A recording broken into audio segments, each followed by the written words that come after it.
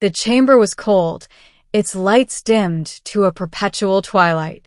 The air smelled faintly metallic, tinged with the acrid scent of sterilizers. In the corner of the room, on the floor, a ceramic bowl was set before her. The alien princess, once radiant, adored, and powerful, bowed her head, lifting the food with her hands, reduced to eating like an animal. It had not always been this way. Princess Lyra of the Scifistory Dominion had been raised to believe in her people's superiority, their flawless beauty, and their mastery over the stars. But war had a way of humbling even the proud.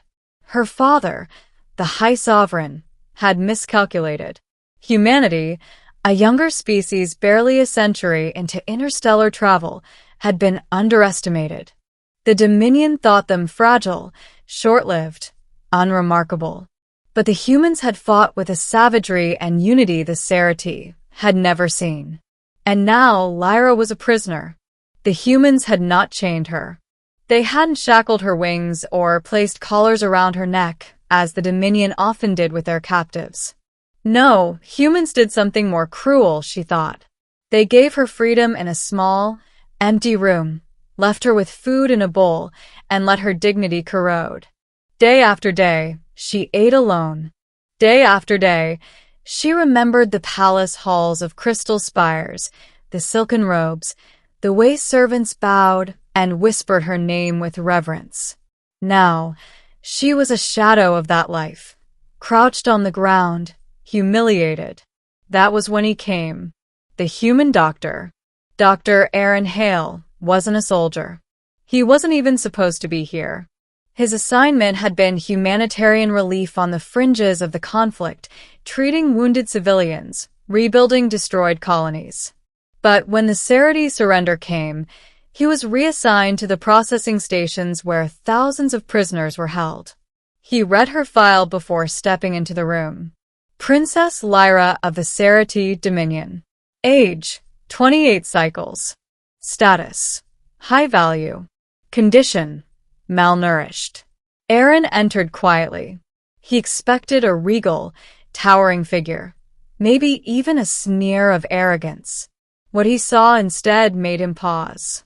She was kneeling by the bowl, her long silver hair tangled, her once pristine robes ragged.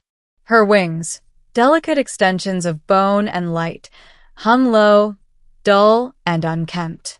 She looked up, her golden eyes narrowing at him with a mixture of defiance and shame. "You're the doctor," she said flatly, her voice hoarse. Aaron set the tray down on the nearby table. "I'm Aaron. I'm here to make sure you don't starve to death." Her lips curled. "So, you can parade me around later? A broken trophy for your people?" He sighed, kneeling to her level. "No. So you live. That's all." Lyra scoffed but said nothing as he examined her. Her body bore no injuries, but he saw signs of neglect, weight loss, dehydration, muscle atrophy. He looked at the bowl on the floor, then back at her. "Why are you eating like this?" he asked.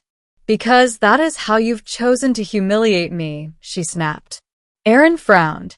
"No one told you to eat from the floor. There's a table, a chair. They're right here." For a moment, Lyra froze, her gaze flicking to the small table at the side of the room. She had seen it, but she assumed it was forbidden, another cruel human trick. "You would let me?" she whispered. Aaron stood, picked up the bowl, and set it on the table. He pulled out the chair. "Yes. Sit." Her pride warred with her hunger. Finally, trembling, she rose. For the first time since her capture, she sat at a table and ate like a person again. Aaron didn't miss the way her shoulders shook or the way tears silently streaked down her cheeks. A fragile trust. Days turned into weeks. Aaron visited daily, bringing food and speaking with her. At first, she resisted, answering with bitterness or silence. But slowly something shifted. She began asking questions. "Why did your people fight so hard?" Lyra asked one evening. "We offered wealth, protection, dominion. Why risk extinction? Aaron leaned back, considering. Because we don't fight to dominate. We fight to live free. To choose. Even if that choice costs us. Lyra fell silent, chewing slowly. That idea, freedom as worth more than survival, was alien to her. Another time she asked, "Do your people hate us?" Aaron hesitated. Some do. They lost family, friends. But not all. Many just want peace. And you, she pressed. He looked her in the eye. I don't hate you. Something unspoken lingered in the air after that. Shadows of the past. One night, Aaron found her trembling, clutching her knees in the corner of the room. Lyra, he asked gently. She flinched but didn't push him away when he crouched beside her. They made me watch, she whispered. Your soldiers. When they stormed the palace.